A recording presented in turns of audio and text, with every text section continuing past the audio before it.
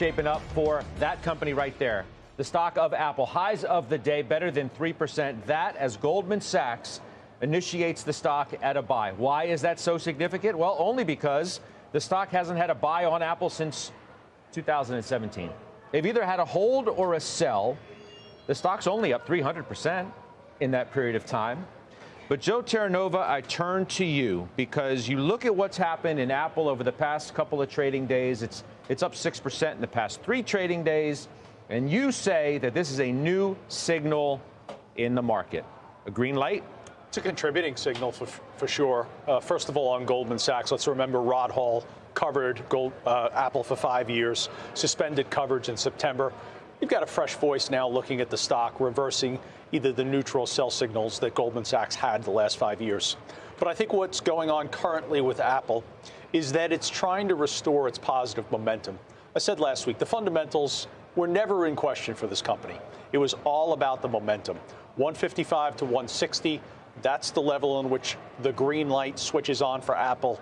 And it really contributes to a larger context of the last several days in which you have these technical forces that are pushing up against fundamental forces. I think you look at fundamentals, Scott, and people observe them and they think, well, that's kind of bearish for risk assets. Technically, within the last 72 hours for the markets, you've seen a reversal that needs to be paid attention to. And it's significant because it's happening specifically in large cap growth. Look at small caps today. Small caps are struggling while large cap growth is. What? Let's skip over that. Large cap growth is moving higher. So if you're in the position such as I, in which you are not allocated in the direction of high beta, large cap growth, guess how you feel as that goes up? You feel as if you're short. You literally feel as though your positioning in your book is short, and it calls to a point of action. All right. So, Sarat, which you own Apple as well. Does this point to some sort of, maybe this is the sentiment shift over the last few days that is reflected in the way that Apple has performed? I mean, the stock was at 145. Now it's at 155. And, maybe this is one of those moments you look back to and you say, OK, new analyst at Goldman, and they finally get on the train. Yeah. Whereas they've been run over before.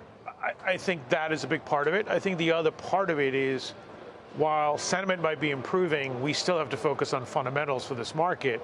And with interest rates the way they are, and what we think is probably not going lower, fundamentals and earnings are going to matter. And stocks like Apple that can thrive and increase earnings will do well, but valuation is going to matter. It is a good signal for momentum and for stock movement for the stock market. But I do think once we get through this, we're going to focus back on earnings, and we're going to focus on what macro is going to do to the overall market. Okay, see, I guess that's exactly what Marko Kolanovic over at JP Morgan is saying, who, just as I was sitting down, drops this note, okay, which says one strong day, I'm quoting right from the top of the note, one strong day or week in risk markets does not change our negative outlook that is predicated on weakening macro fundamentals. It's basically what you're saying. Right.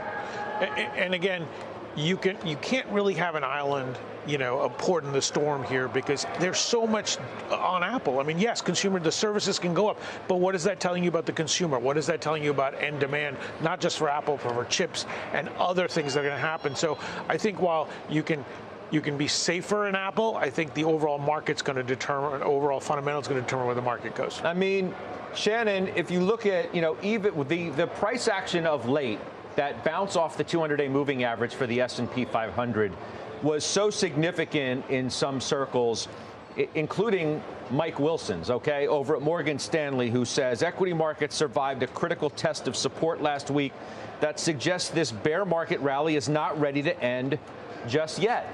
I mean, there was a feel last week that, when we got a touch below the 200-day moving average, that anything was possible. You had notes come out and say, well, we're going back to the October lows. We're going to retest that. This was nothing more than hope and a dream and a prayer, and it's all going to reverse itself. Mike Wilson says, you know what? I don't know. That bounce was pretty good from a technical perspective, and maybe it portends we're not done just yet with this move higher. And I mean, that's probably a very short-term view, right, that Mike's talking about, because we have a couple of things, namely inflation numbers and the Fed ahead of us, that could certainly upset that narrative. But I think what I would look at, Scott, is that going back to something that Sarat said about earnings, we're essentially done here with S&P 500 earnings. And if you look at the disappointment, if you will, it came through.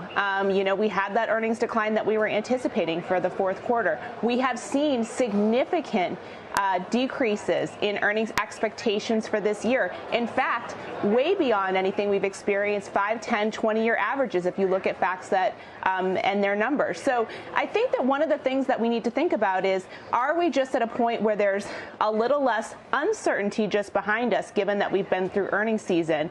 And this next couple of weeks, we could start to see some momentum. We've got a jobs number on Friday, Scott. I'm sure you're not going to beg to differ with me that it's probably not going to be as strong as what we saw last month. And that's probably a good sign. So I think we are getting some technical support for this, but I also think that we're moving some of the uncertainty into the rearview mirror. And this next couple of weeks, we don't have as much to be concerned about on a day-to-day basis, because we're not getting those huge disappointing reports from retailers, for instance.